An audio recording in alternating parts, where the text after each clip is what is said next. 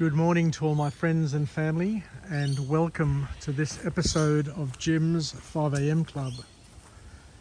It's Sunday afternoon after a week or more of constant rain, and I thought that I'd just go for a bit of a bushwalk to see how the dam is going here at North Rocks Dam, to see how much flow has been generated by all of the rains, and get out of the house and basically deliver a book summary, because I haven't done one for a couple of days, and I've set myself a goal of trying to do at least 5 or 6 a week, one a day, just to keep the counter clicking over.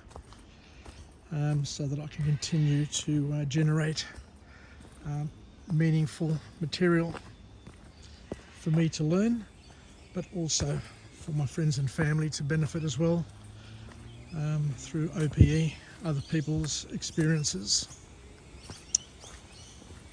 So I'll just head off to the right here, and as you can see, the trail has dried a bit, which is nice. And for those who are not aware, I'm on a trail called the Echidna Trail. So I just turn off Windsor Road onto Rifle Range Road, and straight at the bottom of that road there is an entry point for this track, and it takes you for about a 4-kilometre loop. I won't do the full loop today, but we'll see what we can see when we get to the dam. So today's book summary that I'd like to go through, I read probably a couple of years ago, and it's a wonderful book. It's called Outliers. Outliers by an author named Malcolm Gladwell. And it's a book which is very stimulating, very thought-provoking, and I hope you get as much out of it as what I did. And I've just gone through and just picked out some key points to summarise in this vlog. And so we'll kick off and we'll basically see where it leads us. So the author states something at the beginning of this summary, where he says that when you are born has a significant impact on your early school years success, and with an emphasis on when you are born, i.e. which month of the year, because depending on which month of the year that you're born will determine when you start school.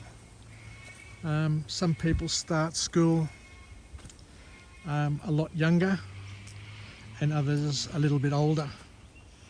So depending on where the cutoff is for the selection for the year will determine the age groups or the age that you enter school. But what the author says here is that it has a significant impact, because if you are older than the other children, now you could be up to a year older depending on which month you're born.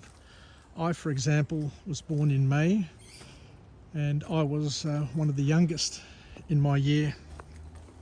I started school when I was 4, whereas others were 5, or a little bit older than 5. So what the author here is suggesting is that if you have a few months, even a few months advantage on other people from an age perspective, then that has a significant impact on your physical, mental and emotional ability to fit into school and to make the most of it. Now, we often hear about people who are born prematurely. Now, on their birth certificate, they've got a birth date, but from a developmental perspective, they are much younger than other people with the same birth date. So these things are important And I do note that there are a lot of parents these days who prefer to hold their children back rather than getting them to start school early. And it's for this very reason, so that their children are mentally, physically and emotionally mature enough to go to school and to use that to gain an advantage from a sporting, an academic and a social perspective. The author then goes on to talk about a couple of examples, and one of the examples that he uses, and he talks about the 10,000 hour rule, where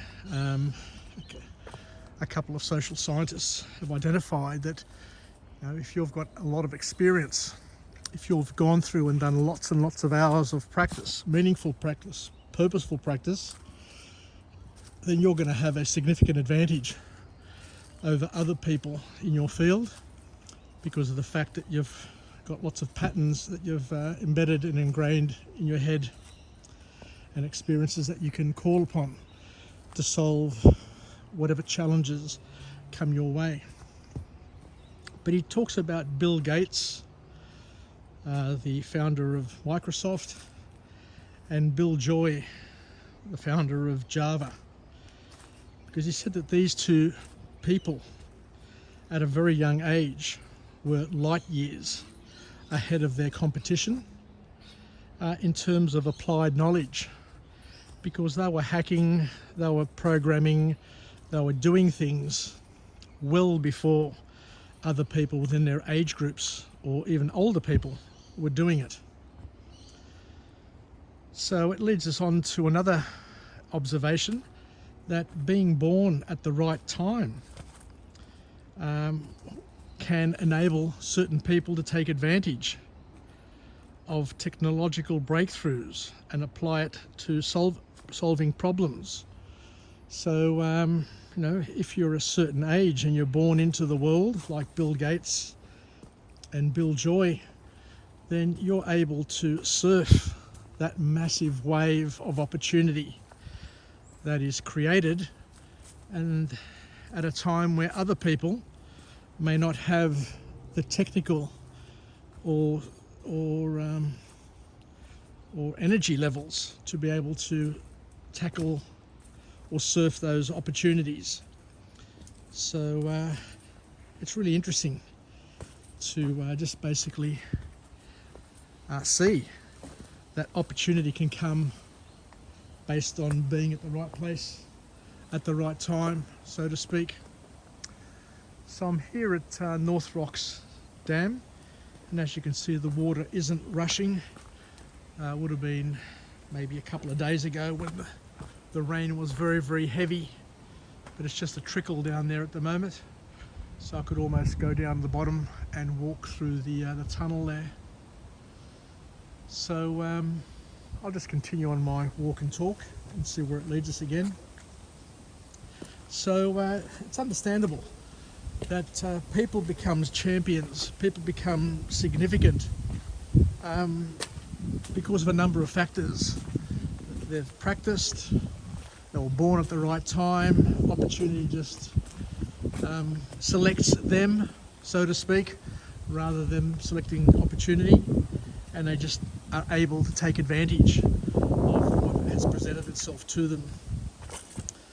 But the author then goes on to say something else which is really, really powerful, and something that a lot of us can benefit from, especially the young people who are just at school or finishing school or starting university, because he talks about something here which is very profound, and he says that intelligence, a certain level of intelligence, will only get you so far. It will only get you so far. And he makes a point that you only need, in general terms, an IQ or an intelligence level of about 120, because there's no real benefit of being a lot smarter or having a significantly higher IQ level. because the author then says that to be successful, all you need is to have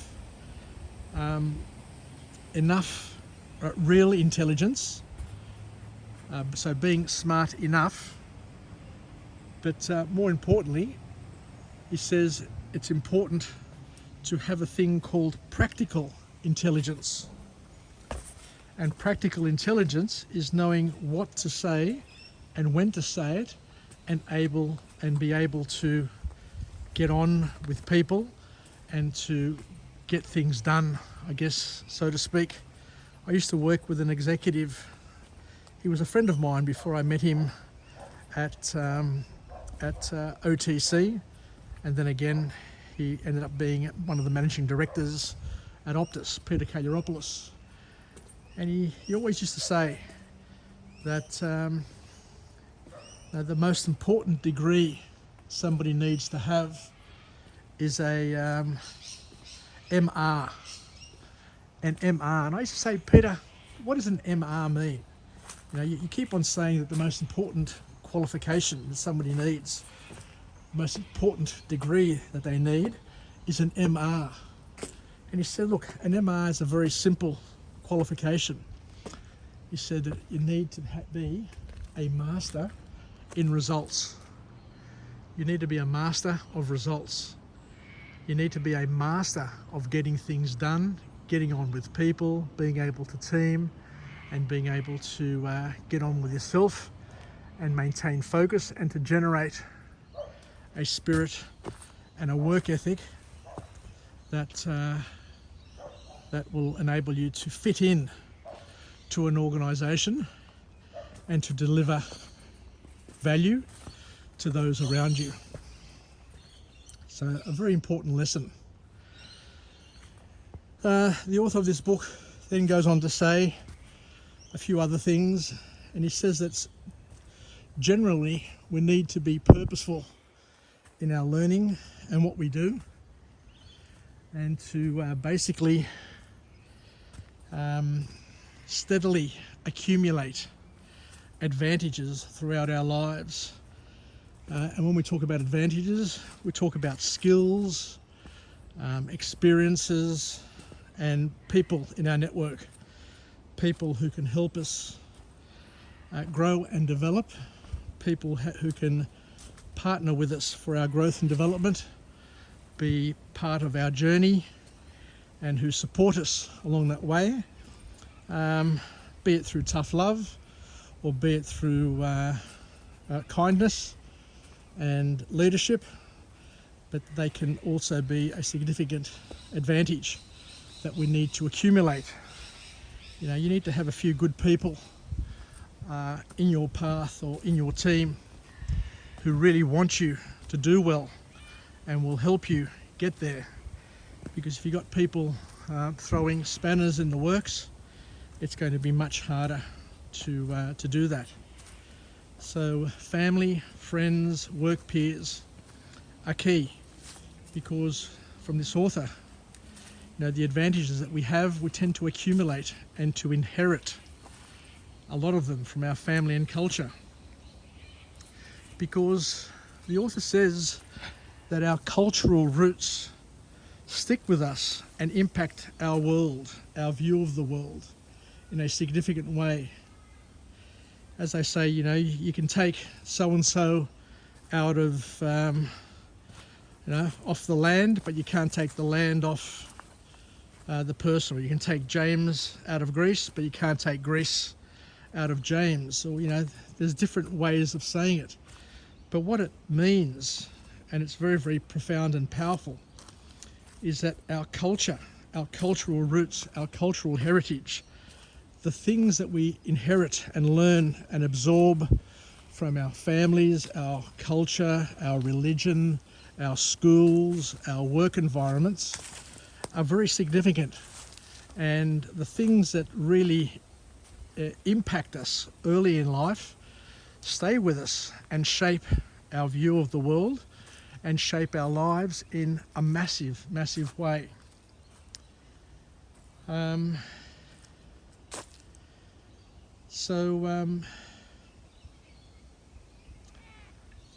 The author then goes on to talk about the importance of work ethic and having the right ingredients and the right recipe in our lives.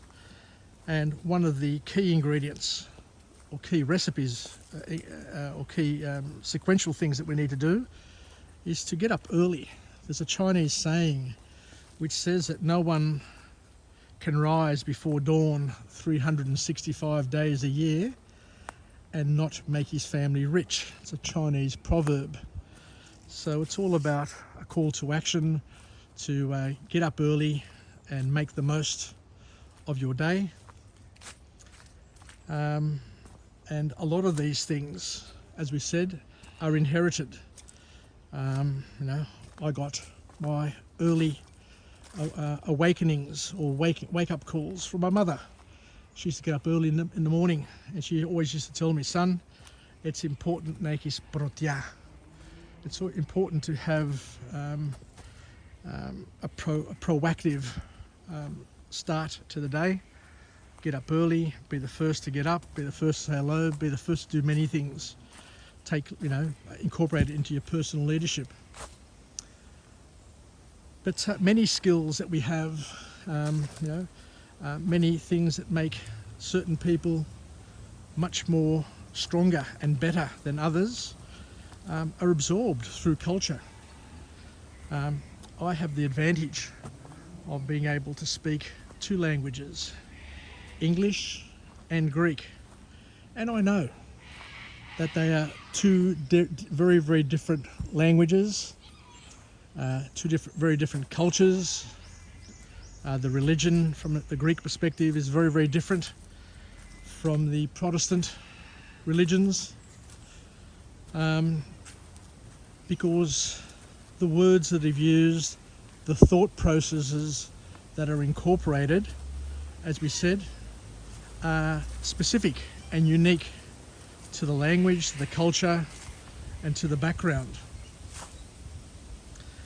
So, when I think or when I speak Greek, I think Greek.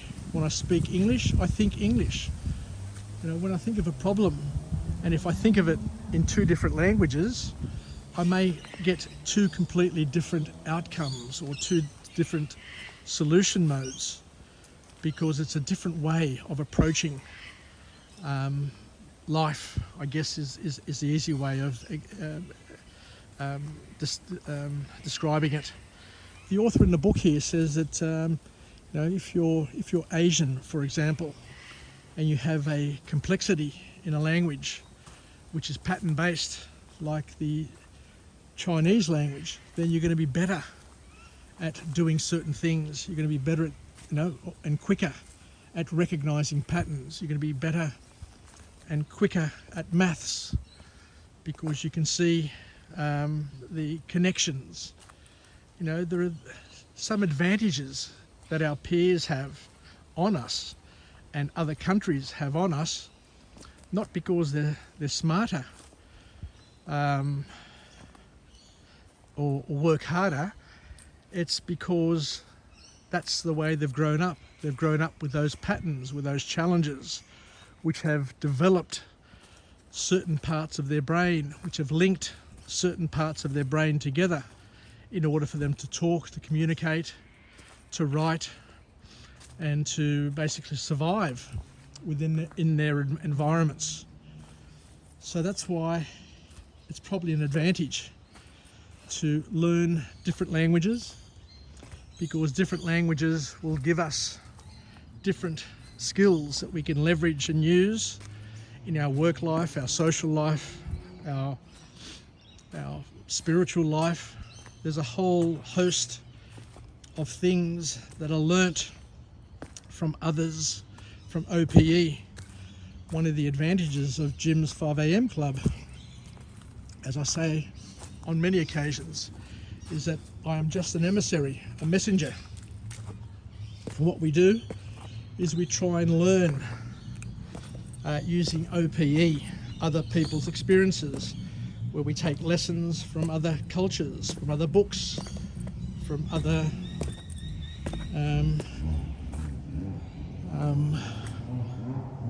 from other, what am I trying to say, from other ways of living, and we incorporate them where possible, or at least we make it ourselves aware of these things, that we can incorporate them, if possible, into our lifestyles and into our work habits. So the key point from this book is to understand that there are people who are outliers. You know, a lot of people are average because they've grown up in a similar sort of culture with similar sort of experiences, and yet there are others who have come from different backgrounds or have created more experiences in their life by challenging themselves and doing as much as they can with their lives. So, you know, going to a really good school, having really good teachers, being surrounded by people who inspire you, who push you, who pull you, who stretch you, who bend you, who make you expand and develop, you know, in one ways is a privilege, but in other ways it will help you grow. So the author, I guess, finishes off with the concept that at the end of the day, all we can do is be the best version of ourselves that we can be. And as John Woden says, society won't judge you. The world won't judge you based on what you achieve, but the world will most certainly judge you based on what you should have achieved, given the opportunities, the skills, the network, and the experiences that you have enjoyed in your life. So a very powerful ending to this talk. Basically, another call to action, pushing us and prodding us to do as much as we can, to achieve as much as we can in our lives, because at the end of the day, as a lot of people say, most of us only operate at a 10% ability or capability. Nobody ever works at 100%, even if they talk about it, even if they say it. All of that is just fiction. Most people are underperforming, and we can all do better, a lot better than what we're currently doing, but it's up to somebody to remind us of the fact that you know, most of us are cruising most of the time. So that's why it's important to have a mentor, to have a plan, to have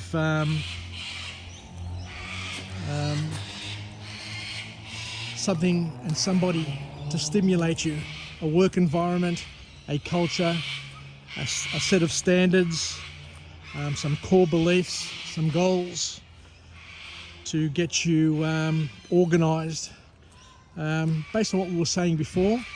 For example, if you're born into a German culture, then, you know, the German language, all of those things influence the way the person thinks, because it's a lot more structural in some ways, it's a lot more pedantic, but all of those things help